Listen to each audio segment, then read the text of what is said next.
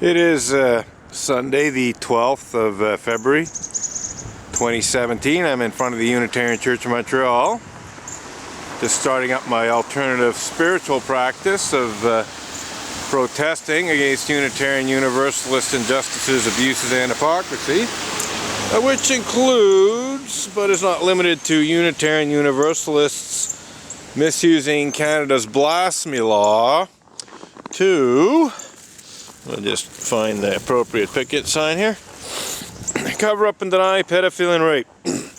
So that's a fairly serious perversion of justice. And yes, I do have a picket sign here that speaks about Unitarian Universalist perversion of justice. So we're going to be holding that one and another one in our hands. And we'll leave the sign saying Unitarian Universalists misuse blasphemy law to cover up and deny pedophilia and rape where they are. So we're got to get started here. And in my right hand I have a picket sign that says unsafe sect. It used to have a question mark after sect, posing a question, is Unitarian Universalism an unsafe sect? But I removed the question mark partly because when I made the new photocopies to replace the older ones, I made them slightly too big and it didn't fit on the board with a question mark. But I decided, basically there's really no question anymore that Unitarian Universalism is in fact unsafe for me and a fair number of other people as a result of how it badly mishandles complaints about clergy misconduct of all kinds, but also in other ways. There's quite a bit of anti-religious intolerance and bigotry that's still prevalent in the Unitarian Universalist church, which basically makes it less than safe, as it were, for God-believing people in general and perhaps Christians in particular. I'm not saying they're in great danger, but they basically can go to a Unitarian Universalist in quotation marks church, and instead of being accepted and welcomed, they'll have some cranky atheist come up and start disparaging them because they believe in God, which is very ironic when one considers that the word Unitarian means belief in one God. So it's really quite ironic that starting in them perhaps the latter part of the 19th century and then into the 20th century, Unitarians and Universalists essentially allowed atheists to not only be members but even clergy, and some of these atheists are quite intolerant. Not every atheist Unitarian Universalist is an anti-religious bigot. There are some quite reasonable ones, but unfortunately there's no shortage of anti-religious bigots within the Unitarian Universalist religious community, and then they often go out of their way to make God-believing people feel uncomfortable, unwelcome in so-called welcoming congregations. It certainly happened to me and other people here at the Unitarian Church of Montreal. I saw numerous complaints about this kind of behavior over the years on the internet and so on. Had other people tell me about it in person. Good day, sir. And interestingly enough, just in the last few days, they saw a very fresh blog post from a person who joined the Unitarian Universalist religious community comparatively recently. I think they joined or began attending a Unitarian Universalist church in 2012, not that long ago. And this blog post speaks of exactly that kind of behavior.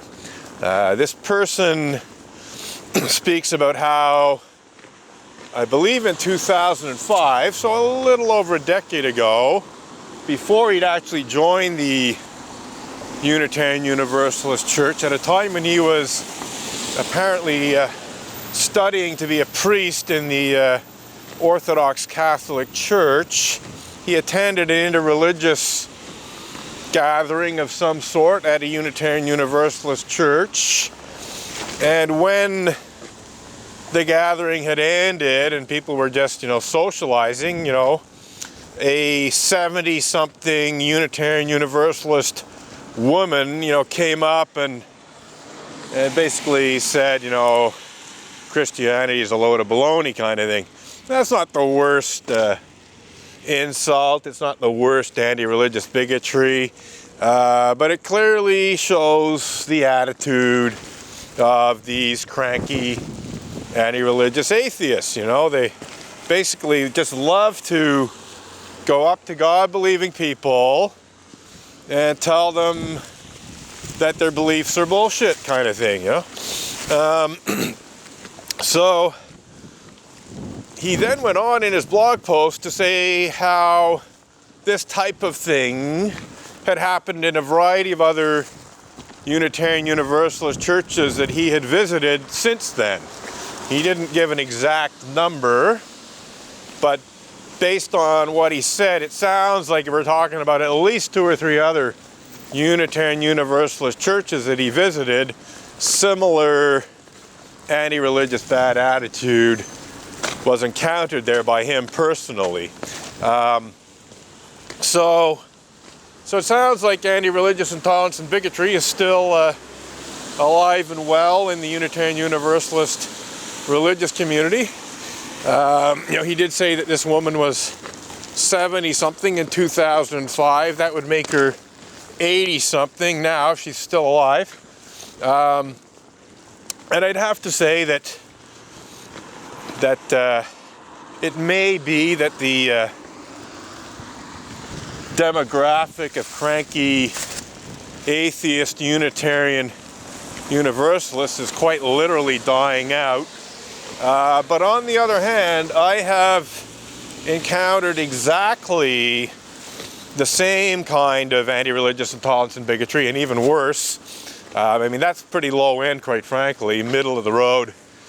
There's actually much worse anti-religious intolerance and bigotry that occurs in Unitarian Universalist churches, even spouted by Unitarian Universalist ministers.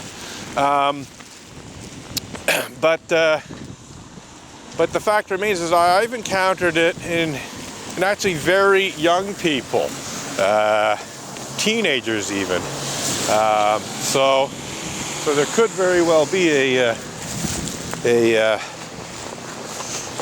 new generation of younger Unitarian Universalists who have this anti-religious bad attitude in them.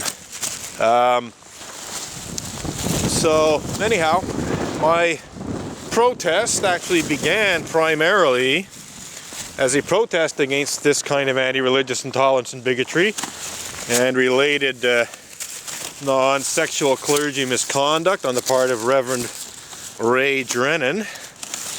But as a result of being in contact with advocates for victims of clergy misconduct in the Unitarian Universalist Church, as a result of the UUA mishandling my complaint against Reverend Ray Drennan, I quickly learned that some very serious cases of clergy sexual misconduct had been badly mishandled by the UUA, and that effectively, the UUA, that is the Unitarian Universalist Association, had a very bad track record of dealing with any kind of clergy misconduct. If they would, dismiss and reject complaints about serious sexual misconduct, then what are they going to do when it's of a non-sexual nature? They're not going to take it at all seriously. And that's one of the points that I have made, from the very beginning of this protest, is that, the fact that the Unitarian Universalist Association allows all kinds of clergy sexual misconduct to go with virtually no accountability at all for the ministers who are guilty of it, is just an indication that they're not going to handle non-sexual misconduct any better, and basically going to be even more inclined to dismiss and reject complaints out of hand. And that's essentially the modus operandi of the Unitarian Universalist Association. They just habitually find some excuse for doing nothing, for pretending that the minister's behavior was acceptable, that the minister didn't do anything wrong, and they often turn around and attack the people who are complaining. The complainant, becomes the troublemaker, and they basically berate the complainant.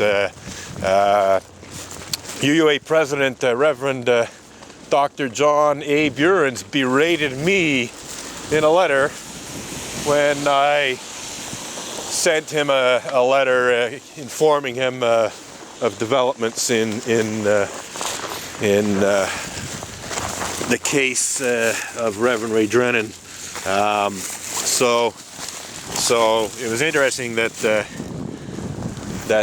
Reverend Dr. John A. Burns would berate me for doing something that was actually perfectly legitimate, basically just speaking out about Reverend Ray Drennan's intolerance and bigotry in sharing joys and concerns segment of a Sunday service, but would not berate Reverend Ray Drennan for his anti-religious intolerance and bigotry. So a huge hypocritical double standard.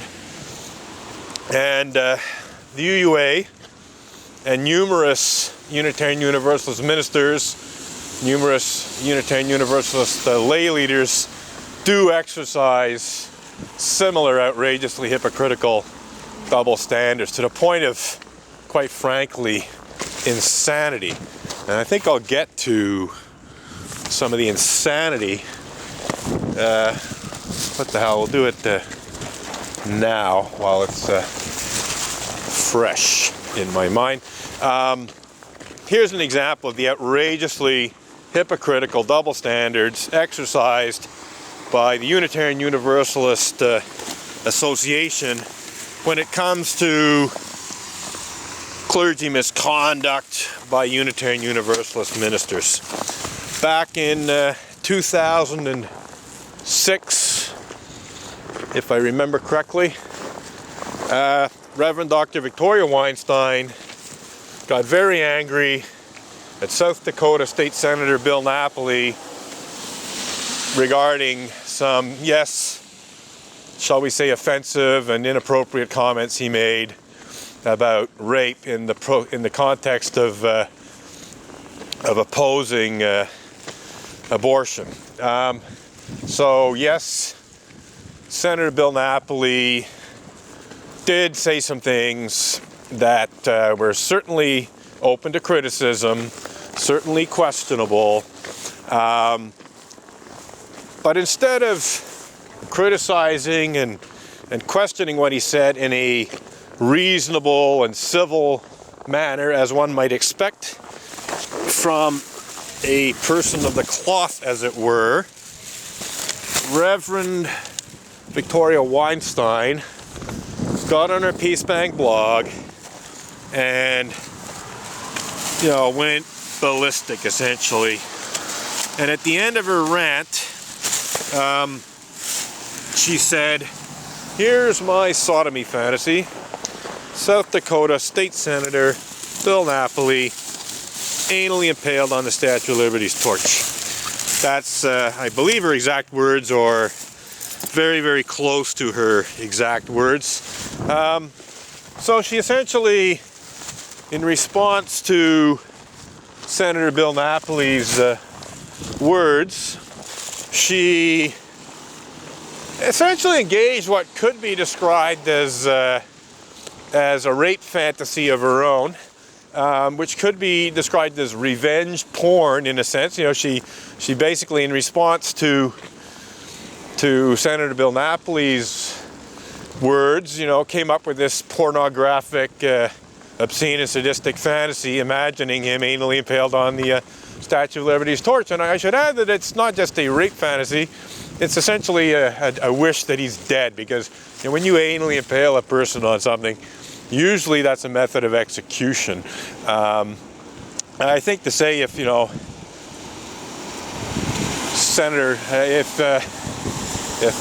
Reverend Dr. Victoria Weinstein was able to somehow act upon her fantasy, that